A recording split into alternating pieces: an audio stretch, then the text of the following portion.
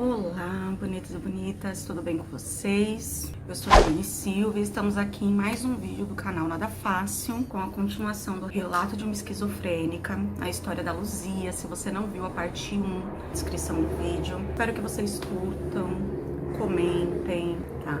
Nos sigam aqui no canal. Não se esqueçam de seguir no Instagram e mandar seus relatos para os e-mails aqui, ok? E agora bora lá para saber o final dessa história, como Luzia saiu dessa, como ela tá hoje e saber o que aconteceu. Bora, vinheta!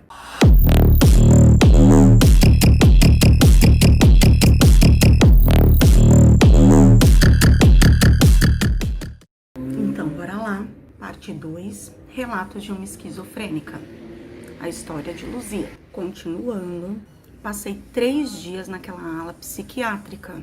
Fui transferida de um hospital psiquiátrico de São Paulo. Irmãs hospedeiras. Ainda estava no jogo, mas de uma maneira bem leve. Cheguei à noite, passei por uma triagem e tive que contar tudo o que tinha acontecido comigo. Eu chorei. Contei tudo e não tinha mais tanto medo de contar.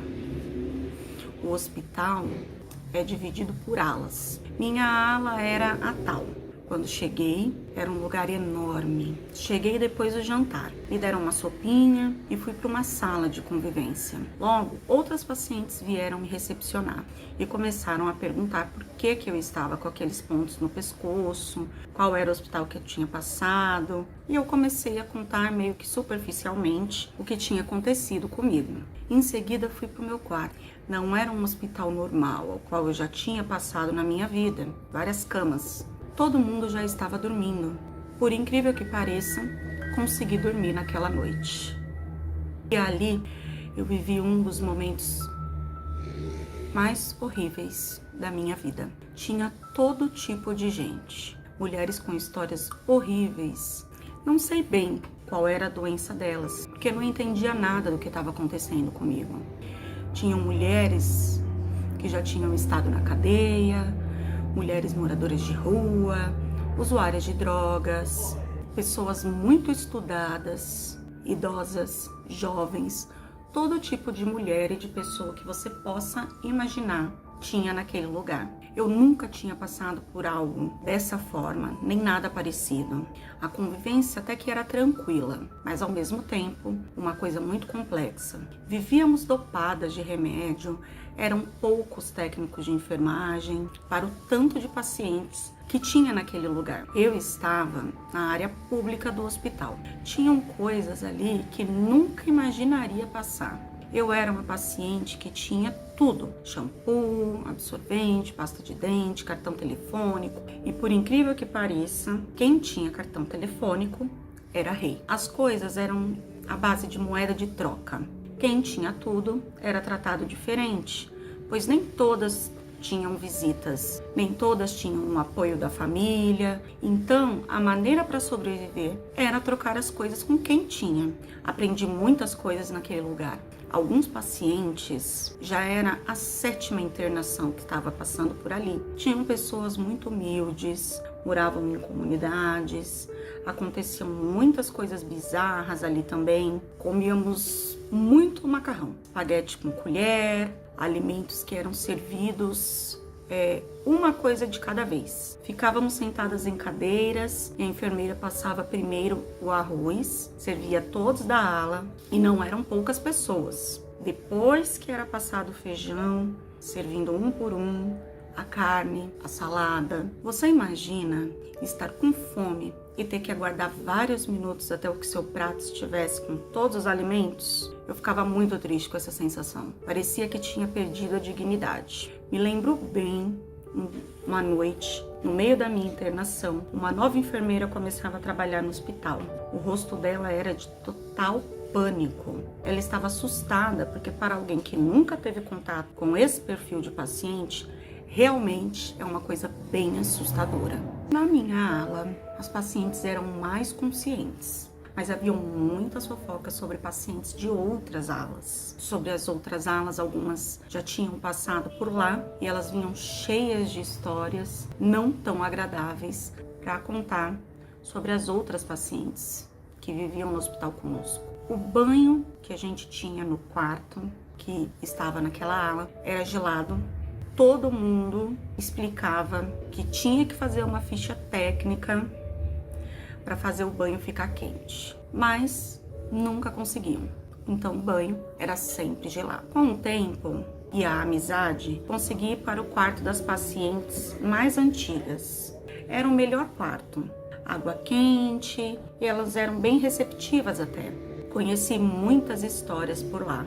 Dona Maria era feirante. Quase todos os dias me ensinava a arrumar a cama, igual ela fazia na sua casa. Sua filha já tinha sido internada também, nesse mesmo hospital, mas já havia falecido há algum tempo. Tinha uma engenheira que tinha sérios problemas de socialização. Ela não conseguia fazer as coisas normais. Era como se ela tivesse toques. Ficava horas para fazer coisas normais do cotidiano.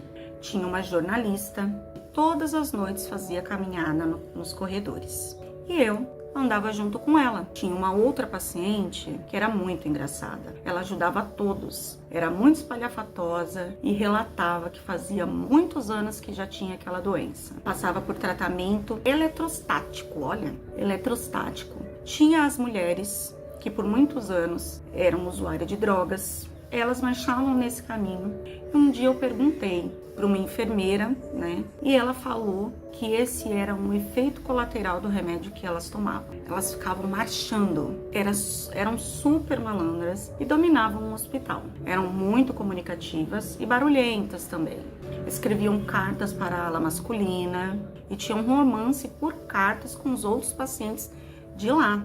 Enfim, eu vi muitas coisas acontecendo. Certa vez, uma enfermeira de uma forma despretensiosa até, me falou: Luzia, você está quase para sair. Eu fiquei assustada porque sabia que ainda não estava bem. Tinha algumas estagiárias de psicologia. Elas sempre iam atrás dos piores casos das alas. Por incrível que pareça, parece que o meu caso não era um daqueles dos piores. Tinham mulheres bem piores que não tinham relação com nada com a realidade. Mesmo por longos períodos sendo medicada, elas não voltavam. Uma delas ficava gritando pelos corredores que queria ir embora. Contavam que fazia anos e anos que elas estavam ali. A família tinha deixado de mão. Com a ideia de que já estava prestes a sair, entrei em pânico. Corri atrás de uma das psicólogas e falei de uma forma bem firme: preciso de ajuda. Logo ela parou de falar com aquela mulher que não reagia aos seus estímulos e foi falar comigo. Comecei a contar tudo o que tinha acontecido e o que acontecia no hospital. Porque mesmo eu já medicada, ainda achava que as pacientes, de forma muito sutil, me perseguiam. Não como lá no começo, mas em coisas pequenas, do tipo quando eu tomava banho, onde era um único banheiro para o quarto. Então, se alguém quisesse usar o banheiro, era só abrir a porta e usar. De boa. Imagina você tá tomando banho e do nada entra pessoas para usar. Putz, era muito horrível. E isso me causava a sensação que sempre que eu estava no banho, alguém entrava. E me gerava certa desconfiança. Havia uma paciente que esfregava o olho dela com a minha toalha de banho. Depois do banho, eu deixava a toalha molhada na cabeceira da cama. E essa mulher tinha o costume de vir e passar a minha toalha nos olhos dela. Um dia ela falou: acho que sua toalha me ajuda. E eu logo pensei: logo a minha toalha? Não podia ser outra? E outra noite, ela me acordou e gritou: ora por mim. Logo eu pensei: nossa, que susto. Se estivesse bem, eu oraria por ela. Mas não conseguia nem me ajudar. Não poderia ajudar ela naquele momento, porque eu não estava ajudando a mim mesma. Então eu disse: fala isso para as estagiárias. Me ajudou a começar a desassociar essas coisas. Comecei a ver a realidade. Isso foi muito importante na minha recuperação. Era bem aplicada, fazia todas as terapias do hospital e em todas as atividades eu era muito proativa. Realmente eu estava empenhada em melhorar. Falo isso, mas sei que minha família teve um papel muito importante. Minha tia afastaram um período do serviço e me visitava todos os dias. Ela viajava mais de 6 horas todos os dias só para me dar apoio. Contava tudo o que acontecia e ela sempre comigo, sempre me dando apoio de uma forma importantíssima. O tratamento mestre para a esquizofrenia é o uso crônico e contínuo de medicações e também suporte psicológico e psicossocial. Então veja a importância da gente identificar e poder realmente perceber no ambiente pessoas, crianças, adolescentes e adultos. Um tempo depois, eu estava bem melhor. Perguntei do meu namorado, né? E falei, posso ligar para ele? Ele estava no hospital, trabalhando. Ficou muito feliz em falar comigo. Conversamos por alguns minutos e combinamos de ele vir me visitar. Em um dia da semana, ele apareceu por lá. Conversamos, contei um pouco do que aconteceu e sempre falava, será que eu sou louca? E ele, de uma maneira bem leve, respondia, claro que não, você só está no hospital se recuperando. Se fosse louca, estaria no PNEL. Eu nem sabia muito bem que hospital era aquele, mas confiava muito nele e aquilo me confortou. Nesse período, ao todo, no final de semana, eu voltaria para casa. Creio que era uma adaptação. Foi um protocolo do hospital. Foi difícil e eu era muito metódica com quase todas as coisas. Se eu colocasse na minha cabeça que tal coisa tinha que ser feita, tinha que ser feito e não importava. Senão eu ficava muito nervosa, inquieta e se as coisas não eram feitas do meu jeito, ficava muito irritadiça. Nesse período, minha família simplesmente parou de viver. Eles viviam o tempo todo em minha função, em torno de mim, do que eu podia fazer, do que estava acontecendo, do que eu estava sentindo. Era o tempo todo em meus cuidados. Algo que me ajudou muito nesse período era ser sempre muito sincera a todos. Se eu desconfiasse de algo, eu falava. Lembrando, na minha recuperação, a sensação de perseguição era constante, independente do motivo. Naquele período, já não tinha relação com o jogo, mas eu tinha a ideia de que as pessoas ainda estavam me corrigindo, me seguindo, coisas desse tipo. Eu tive alta do hospital e no mesmo dia minha família foi me buscar. Por incrível que pareça, isso não era tão comum. O hospital era bem longe. E algumas famílias demoravam para buscar, por N motivos. Porque não tinha carro para buscar, porque trabalhavam de semana e não poderiam ir buscar ninguém, só no final de semana. Parece um pequeno detalhe, né? Mas você imagina qual era o desespero de sair daquele lugar? Quando falava que a pessoa estava de alta, era a maior alegria. Já queria sair correndo de lá. Enfim, tive alta, foi uma festa no hospital. Todas as minhas colegas estavam super felizes. Eu estava de mala pronta, só aguardando minha família chegarem e eu mega ansiosa. Abriram a porta da ala, meu tio estava lá. Alguns pacientes saíram juntas, todas felizes. Meu tio ficou um pouco assustado. Para mim era tão normal aquelas mulheres com aqueles estereótipos que realmente não me pareceu nada estranho. Mas realmente aconteceram muitas outras coisas que não dá para relatar tudo, mas tudo foi muito intenso. Cheguei em casa, tomei minha medicação e voltei para a realidade. Ainda ouvi as vozes, as quais me diziam que não eu iria conseguir, sempre seria louca, que não adiantaria, que era melhor que eu me matasse. Fui passar no CAPS, e para quem não sabe, CAPS é o Centro de Atenção Psicossocial. Consiste em Centro de Atenção à Saúde Mental da comunidade. Eu ia lá toda semana, fazia aquelas terapias, pintava quadros. Fora isso, eu fazia terapia com uma psicóloga aposentada que morava próximo à minha casa. Ela me ajudou demais. Ela não tinha aquele estereótipo que estava acostumada no hospital. Cheguei e contei novamente toda a minha história. Ela anotava tudo e ficava prestando atenção nessa forma dela, de trabalhar. E aos poucos eu fui melhorando, mas de uma forma muito lenta. Eu não tinha confiança alguma que poderia melhorar. Não saía de casa sozinha, não falava com as pessoas. Essa psicóloga tinha me orientado a fazer um diário, ao qual eu colocasse tudo o que estava sentindo. E nele eu contava o que eu estava pensando, o que eu sentia, o que eu notava ao meu redor. Lembro que eu escrevi uma vez: não acredito na minha recuperação. Minha família diz que vou melhorar. Não tenho muito o que fazer. Tenho que acreditar neles. Escrevia todos os meus maiores defeitos e meus maiores feitos também. Escrevia versículos bíblicos que tinham as promessas de Deus para minha vida. Todas as vezes que me dava desespero, eu abria o caderno e lia aquelas promessas. E todas as coisas que já tinha feito naquele período. Coisas do tipo ligar na operadora do celular e conseguir falar com a atendente, ir na padaria sozinha. Coisas que antigamente eu nem daria importância, mas naquele momento eram as minhas pequenas vitórias. Aos poucos fui melhorando, sempre muito bem assistida pela minha rede de apoio. Voltei a estudar novos desafios. Um que marcou muito a minha vida foi falar em público. Eu tinha que apresentar um trabalho e nunca no passado eu tive problemas em falar em público. Sempre fui muito desinibida, mas quando descobri que teria que ficar na frente de todos, vinham tantos pensamentos na minha cabeça. Lembrava de tudo o que passei e se seria capaz de passar por aquele grande desafio. Lembrei também daquelas pessoas que tinham desespero em se apresentar em público. Como nunca tive esse problema, não conseguia entender aquele desespero em falar algumas palavras para um certo grupo. Mas naquele período ficou tão claro para mim. Antes de criticar algo, de julgar alguma coisa, pense, a pessoa tem uma história que nem sempre está estampada na cara dela. Tenha empatia, não é drama, não é exagero. Para quem passa, é real. Ao longo desses anos, tive outros surtos. Nesse processo, pensei que por ter passado por isso, coisas que me davam muito medo era a forma com que lembro das novelas que tinham esquizofrênicos. Um até era o ator Bruno Gagliasso. Ele era muito esquisito. Outra, o Paulinho Vilhena, que pintava quadros. Eu ficava lembrando dessas cenas e pensava, nossa, será que eu sou assim? Será que sempre vou ser assim?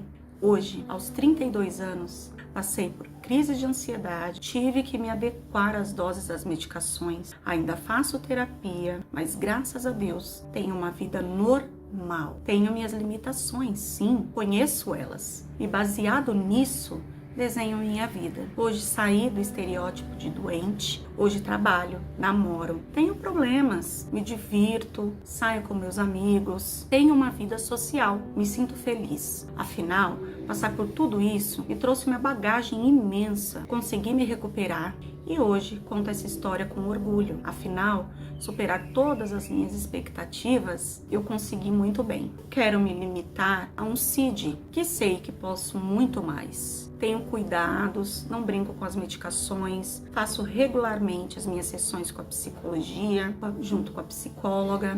E caso alguém esteja passando por qualquer doença psiquiátrica, lembre-se, você é corpo, alma e espírito. Cuide do seu corpo, faça atividades físicas, se alimente bem, tome um pouco de sol, e cuide da sua alma. Tenha cuidado com pessoas, faça as coisas que você goste e nunca pare de tentar. Cuide do seu espírito, fale com Deus. Peça sempre para Ele te ajudar. Se apegue ao divino, porque as coisas que não estão no nosso alcance, precisamos da ajuda dele.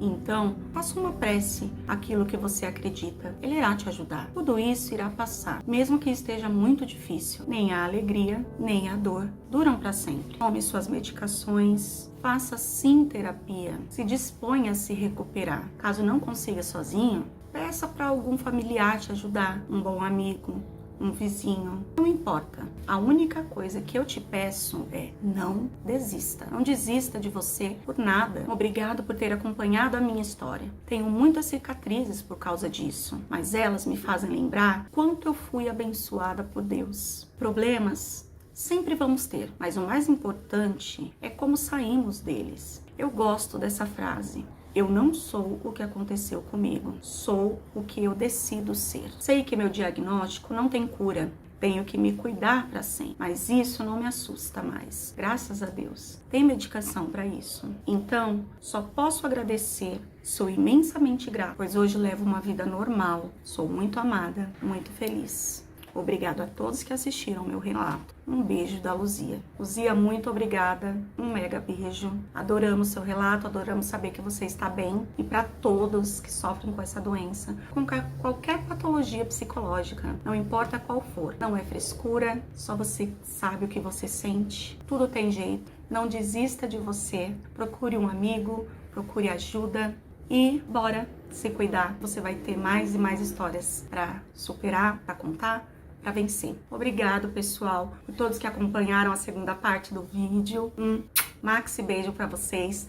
Não esqueçam de enviar os seus relatos para aqui, ó, o e-mail bonitinho. Nos sigam no Facebook, no Insta e não deixem, por favor, de deixar o seu like e de nos seguir aqui no canal. Não te custa nada, me ajuda muito. Tô gostando muito de fazer esse trabalho para vocês. Maxi beijo, até o próximo relato. Nos vemos no canal. Por hoje é só.